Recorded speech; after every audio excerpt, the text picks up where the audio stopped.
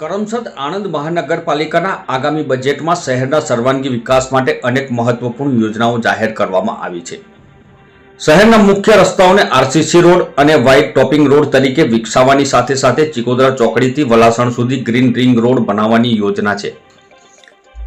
Traffic સમસ્યા ઘટાડવા માટે અટલ ચોક અને એપીસી સર્કલ પર નવા ફ્લાયઓવર બનાવવામાં આવશે તેમજ ગીતા સર્કલથી યોગી સર્કલ સુધી પણ ફ્લાયઓવરનું આયોજન કરવામાં આવ્યું છે।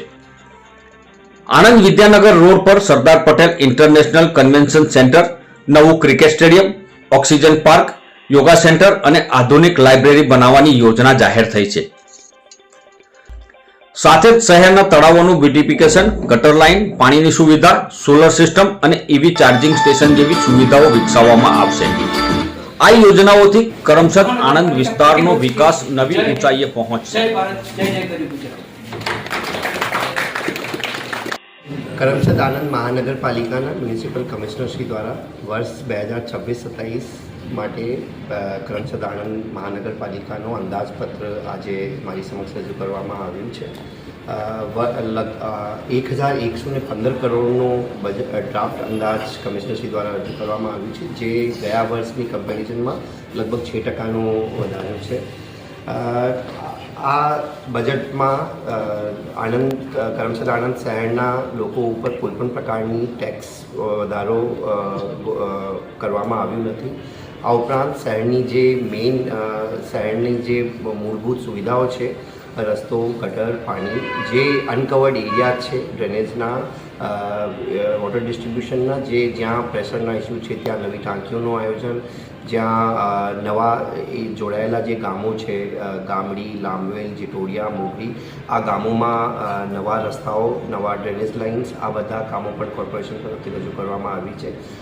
કરોડની માતબર રકમે કરમસદ આણંદ મહાનગરપાલિકાનો ભારતીય જનતા પાર્ટીના યશસ્વી વડાપ્રધાન આદરણીય નરેન્દ્રભાઈ મોદી સાહેબ અને ગુજરાતના માર્ગદર્શક, મૃદુ અને મક્કમ મુખ્યમંત્રી ભૂપેન્દ્રભાઈ પટેલ સાહેબના આદેશ અનુસાર આ બજેટ રજૂ થયું છે, જેમાં પ્રજાકારી સુવિધાઓ સંપૂર્ણપણે પૂરી પાડવા માટે આ સરકાર કટિબદ્ધ છે। કરમસદ આણંદ મહાનગરપાલિકાના ગયા બજેટ કરતાં 5.6% વધારા સાથે આ બજેટ રજૂ થયું છે। પ્રજાજનોને પ્રાથમિક સુવિધાઓ મળતી રહે અને એમાં સતત વધારો થતો રહે એ એનો હેતુ છે। સમગ્ર રીતે જોઈએ તો રોડ, રસ્તા, પાણી, ગટર માટે સૌથી મોટું જોગવાઈ આમાં કરેલી છે। નવી લગભગ 170 કિલોમીટરની નવી ગટર લાઇનની યોજનાનો સમાવેશ કરેલો છે।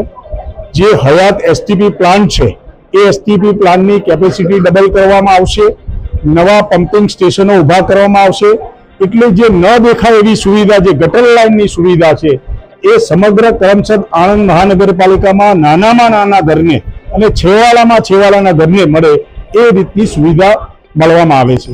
સાથે નવા લગભગ 170 કિલોમીટરના નવા રસ્તાઓનું પણ આયોજન થયેલ છે, જેથી કરીને જે નવીન ગ્રામ્ય વિસ્તારો કરમસદ આણંદ મહાનગરપાલિકા ઉમેરવામાં આવે છે તેમાં white topping road, CC road, RCC road તથા દમણના રસ્તાઓ નવા કરવામાં આવશે।